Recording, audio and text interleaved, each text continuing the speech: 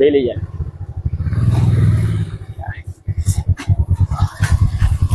မင်္ဂလာပါမလေးရေ ဟုတ်မှာဟုတ် အမကနန်းလေးအိမ်ချမ်းမြေသူကမေးအိမ်ချမ်းမြေပါမလေးကလေဒီဧကကိုအရန်ညွန်းလို့အမတို့စိတ်ဝင်စားပြီးတော့လာကြည့်တာပါအခုအမတို့ဒီ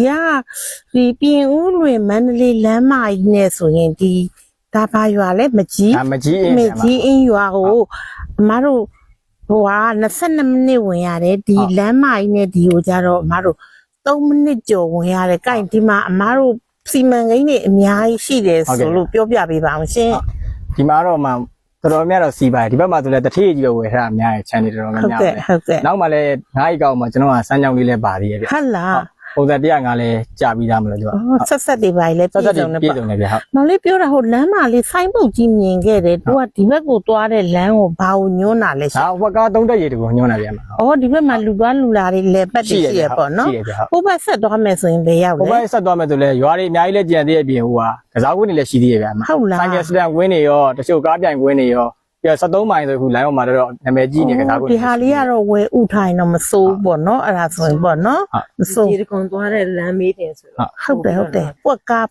တော့ဆန်းကြောင်းလေးကလည်းသူကဆက်နေရသည်စီးစင်းနေဆိုဟုတ်လားအေးကြမ်းလေးပြဒါဆိုရင်သူက9ဧကလုံးကိုမှသူကသိန်း9000ညီနိုင်ပေါ့နော်မစိုးသူအဆောက်ဦးလေးကလည်းပါရီတယ်ရေကန်လည်းပါဆက်နေရသည်စီဒါပေမဲ့မီးတွေပါတွေကတော့ဆွဲလို့မလွယ်ဘူးထင်တယ်နော်မီးကတော့မှသူကဒီဘက်မှာတော်တော်များများပြည့်သွားတယ်နော်ဒီဘက်မှာလည်းသူကစားကွင်းတွေထပ်ပြီးတော့အပန်းပြေနေရလေးလောက်ကြအောင်အဲ့တော့စူပေါင်းချန်နေပေါ့ဒီ